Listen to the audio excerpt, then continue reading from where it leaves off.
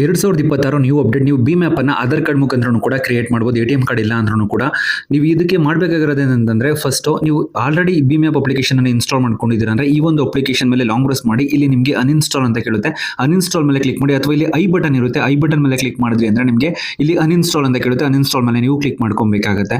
Uninstall ಮೇಲೆ click ಮಾಡಿದ ನಂತರ ನೆಕ್ಸ್ಟ್ ಈ ಒಂದು ಅಪ್ಲಿಕೇಶನ್ ಅನ್ಇನ್ಸ್ಟಾಲ್ ಆಗುತ್ತೆ. ಯೂಟ್ಯೂಬ್ ನಲ್ಲಿ ನನ್ನ ಒಂದು ವಿಡಿಯೋನ ನೋಡ್ತಿರ್ತೀರಲ್ವಾ, ವಿಡಿಯೋ ನೋಡುವಂತ ಟೈಮಲ್ಲಿ ಡಿಸ್ಕ್ರಿಪ್ಷನ್ ಇರುತ್ತೆ. ಡಿಸ್ಕ್ರಿಪ್ಷನ್ ಮೇಲೆ ಟ್ಯಾಪ್ ಮಾಡಿದ್ರೆ ಅಂದ್ರೆ ಈ ರೀತಿ ಒಂದು ಲಿಂಕ್ ಅನ್ನ ಕೊಟ್ಟಿರ್ತೀನಿ.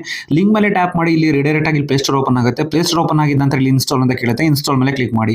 ನೀವು ನನ್ನ ಒಂದು ಲಿಂಕ್ ಮುಖಾಂತರ ಈ ಒಂದು ಭೀಮ್ ಆ್ಯಪ್ ಅಪ್ಲಿಕೇಶನ್ ಅನ್ನ ಇನ್ಸ್ಟಾಲ್ ಮಾಡ್ಕೊಂಡ್ರೆ ಅಂದ್ರೆ ನಿಮಗೆ 100% ಕ್ಯಾಶ್ ಬ್ಯಾಕ್ ಕೂಡ ಬರುತ್ತೆ.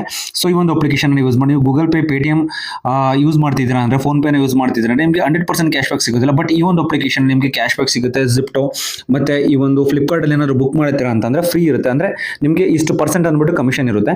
ಸೊ ನೀವೇನ್ ಮಾಡಬೇಕಾಗುತ್ತೆ ಅಂದ್ರೆ ಈ ಒಂದು ಅಪ್ಲಿಕೇಶನ್ಗೆ ನೀವು ಒಂದು ಬ್ಯಾಂಕ್ ಲಿಂಕ್ ಆಗಿರುವಂತ ನಂಬರ್ ಅನ್ನ ಎಂಟರ್ ಮಾಡಿ ನೆಕ್ಸ್ಟ್ ಮೇಲೆ ಕ್ಲಿಕ್ ಮಾಡಿದ್ರಿ ಅಂತ ಅಂದ್ರೆ OTP ಬರುತ್ತೆ. ಅದು ಆಟೋಮೆಟಿಕಲಿ ತಗೊಳುತ್ತೆ. ತಗೊಂಡಿದ ನಂತರ ಇಲ್ಲಿ ನೀವು ರೆಫರಲ್ ಕೋಡ್ ಅನ್ನ ಕೇಳುತ್ತೆ. ಇಲ್ಲಿ ನಿಮಗೆ ಡಿಸ್ಕ್ರಿಪ್ಷನ್ ಅಲ್ಲಿ ಕೊಟ್ಟಿರ್ತೀನಿ ಮತ್ತೆ ಸ್ಕ್ರೀನ್ ಮೇಲೆ ಕೂಡ ಬರುತ್ತೆ. ಈ ಒಂದು ರೆಫರಲ್ ಕೋಡ್ ಅನ್ನ ನೀವು ಎಂಟರ್ ಮಾಡಿದ್ರೆ ನಿಮಗೆ 100% ಕ್ಯಾಶ್ ಬ್ಯಾಕ್ ಬರುತ್ತೆ. ಎಂಟರ್ ಮಾಡ್ಬಿಟ್ಟು ನೆಕ್ಸ್ಟ್ ಮೇಲೆ ಕ್ಲಿಕ್ ಮಾಡಿದ್ರೆ ಈ ಒಂದು ಅಪ್ಲಿಕೇಶನ್ ಮೇನ್ ಇಂಟರ್ಫೇಸ್ ನಿಮಗೆ ಈ ರೀತಿ ಇರುತ್ತೆ. ಸೊ ಇಲ್ಲಿ ಲೆಫ್ಟ್ ಸೈಡ್ ಅಲ್ಲಿ ನಿಮಗೆ ಪ್ರೊಫೈಲ್ ಆಪ್ಷನ್ ಇರುತ್ತೆ. ಈ ಒಂದು ಪ್ರೊಫೈಲ್ ಮೇಲೆ ನೀವು ಕ್ಲಿಕ್ ಮಾಡಬೇಕಾಗುತ್ತೆ. ಕ್ಲಿಕ್ ಮಾಡಿದ ನಂತರ ಇಲ್ಲಿ ಬ್ಯಾಂಕ್ ಅಕೌಂಟ್ಸ್ ಅಂತ ನಿಮಗೆ ಕೆಳಗಡೆ ಒಂದು ಆಪ್ಷನ್ ನಿಮಗೆ ಸಿಗುತ್ತೆ. ಈ ಒಂದು ಬ್ಯಾಂಕ್ ಅಕೌಂಟ್ಸ್ ಮೇಲೆ ನೀವು ಕ್ಲಿಕ್ ಮಾಡ್ಕೊಬೇಕಾಗುತ್ತೆ.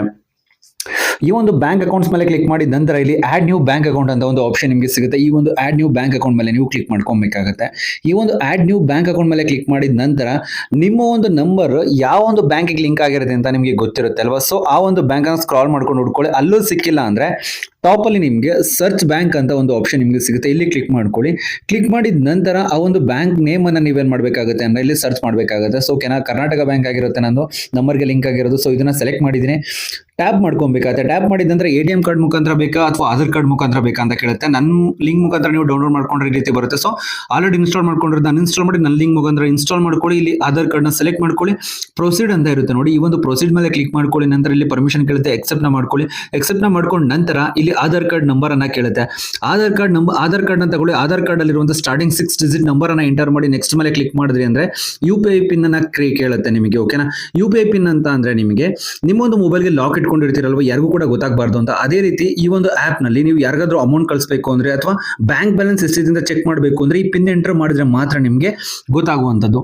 ಸೊ ಇಲ್ಲಿ ನೀವೇನ್ ಮಾಡ್ಬೇಕಾಗುತ್ತೆ, ನಿಮ್ಗೆ ನೆನಪಲ್ಲಿರುತ್ತಲ್ಲ, ನಿಮ್ಗೆ ನೆನಪಲ್ಲಿರುವಂತಹ ನಂಬರ್ ಅನ್ನ ನೀವು ಇಲ್ಲಿ ಎಂಟರ್ ಮಾಡ್ಕೊಬೇಕಾಗುತ್ತೆ. ಸೊ ನನಗೆ ನೆನಪಲ್ಲಿರುವಂತ ನಂಬರ್ ಅನ್ನ ನಾನು ಇಲ್ಲಿ ಎಂಟರ್ ಮಾಡ್ಕೊಂತ ಇದ್ದೀನಿ. ನಂತರ ರೀ ಎಂಟರ್ ಮಾಡಬೇಕಾಗುತ್ತೆ ಕನ್ಫರ್ಮೇಶನ್ಗೋಸ್ಕರ. ಸ್ಟಾರ್ಟಿಂಗ್ ಏನೇ ಎಂಟರ್ ಮಾಡಿದ್ರು ಅದನ್ನ ಮತ್ತೆ ರಿಪೀಟ್ ಮಾಡ್ಕೊಂಡು ಟಿಕ್ ಮಾರ್ಕ್ ಮೇಲೆ ಕ್ಲಿಕ್ ಮಾಡಿದ್ರಿ ಅಂದ್ರೆ ಇದು ಡಿಫಾಲ್ಟ್ ಈ ಒಂದು ಬ್ಯಾಂಕ್ ಅಕೌಂಟ್ ನೋಡ್ತಿರ್ಬೋದು UPI ಪಿನ್ ಸೆಟ್ ಆಗಿರುತ್ತೆ. ಒಂದು ಟ್ರಾನ್ಸಾಕ್ಷನ್ ಮಾಡಿದ್ರಿ ಅಂದ್ರೆ ನಿಮಗೆ ಈ ಒಂದು ಏನಾಗುತ್ತೆ ಅಂದ್ರೆ ಕ್ಯಾಶ್ ಬ್ಯಾಕ್ ಇರುವಂತದ್ದು ಬರುತ್ತೆ ಮತ್ತೆ ಅಕೌಂಟ್ ಕೂಡ ಆಕ್ಟಿವೇಟ್ ಆಗುತ್ತೆ. ಸೊ ಇಲ್ಲಿ ಟು ಬ್ಯಾಂಕ್ ಅಂತ ಇರುತ್ತೆ ನೋಡಿ, UPI ಅಂತ. ಇಲ್ಲಿ ಟ್ಯಾಪ್ ಮಾಡ್ಕೊಳ್ಳಿ. ಟ್ಯಾಪ್ ಮಾಡಿದ ನಂತರ ಇಲ್ಲಿ ಸ್ಟಾರ್ಟಿಂಗ್ ಅಲ್ಲಿ ಒಂದು ಆಪ್ಷನ್ ನಿಮಗೆ ಸಿಗುತ್ತೆ, ಸೆಂಡ್ UPI ID ಮತ್ತೆ ಫೋನ್ ನಂಬರ್ ಮುಖಾಂತರ ಆದ್ರೂ ಅಂತಾನು ಕೇಳುತ್ತೆ.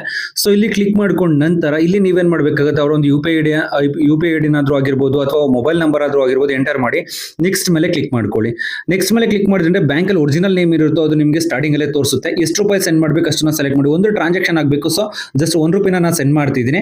ಪೇ ಅಂತ ಇರುತ್ತೆ ನೋಡಿ, ಈ ಒಂದು ಪೇ ಮೇಲೆ ಕ್ಲಿಕ್ ಮಾಡ್ಕೊಳ್ಳಿ. ಪೇ ಮೇಲೆ ಕ್ಲಿಕ್ ಮಾಡಿದ ನಂತರ ನಿಮಗೆ ಮೊದಲೇ ಹೇಳಿದೆ ಅಲ್ವಾ, ಯಾರಿಗಾದ್ರೂ ಅಮೌಂಟ್ ಕಳಿಸಬೇಕಾದಾಗ ಈ ಒಂದು ಪಿನ್ ಯೂಸ್ ಆಗುತ್ತೆ ಅಂತ. ಅದೇ ಒಂದು ಪಿನ್ ಅನ್ನ ರೀ ಎಂಟರ್ ಮಾಡ್ಕೊಳ್ಳಿ. ಟಿಕ್ ಮಾರ್ಕ್ ಮೇಲೆ ಕ್ಲಿಕ್ ಮಾಡಿದ್ರಿ ಅಂದ್ರೆ ಇವಾಗ ಏನಾಗುತ್ತೆ ಅಂದ್ರೆ ಅವರಿಗೆ ಅಮೌಂಟ್ ಕೂಡ ಸೆಂಡ್ ಆಗಿರುತ್ತೆ ಮತ್ತೆ ನಿಮಗೆ ರಿವಾರ್ಡ್ಸ್ ಕೂಡ ಬಂದಿರುತ್ತೆ. ನೀವು ಈ ರೀತಿ ಏನ್ ಮಾಡಬಹುದು ಅಂತಂದ್ರೆ ತುಂಬಾ ಈಸಿಯಾಗಿ ವಿತೌಟ್ ATM ಕಾರ್ಡ್ ನೀವು ಆಧಾರ್ ಕಾರ್ಡ್ ನಂಬರ್ ಅನ್ನ ಯೂಸ್ ಮಾಡ್ಕೊಂಡು ಈ ಒಂದು ಭೀಮ್ ಆ್ಯಪ್ ಅಪ್ಲಿಕೇಶನ್ ಅನ್ನ ನಿಮ್ಮ ಒಂದು ಬ್ಯಾಂಕ್ ಅನ್ನ ಆಡ್ ಮಾಡ್ಕೊಂಡು ಯಾರಿಗೆ ಬೇಕಾದ್ರೂ ಅಮೌಂಟ್ ಅನ್ನ ಟ್ರಾನ್ಸಾಕ್ಷನ್ ಮಾಡ್ಕೊಬಹುದು. ಗೈಸ್ ನಾನಿವಾಗ ನಿಮಗೆ ತಿಳಿಸ್ಕೊಡಿ ಸಿಂಪಲ್ ಇನ್ಫಾರ್ಮೇಶನ್. ಏನಾದರೂ ನಿಮ್ಗೆ ಇಷ್ಟ ಆಯ್ತು ಅಂದ್ರೆ ಪ್ಲೀಸ್ ಲೈಕ್ ಮಾಡಿ, ಶೇರ್ ಮಾಡಿ ಮತ್ತೆ ಸಬ್ಸ್ಕ್ರೈಬ್ ಮಾಡಿ. Thank you for watching.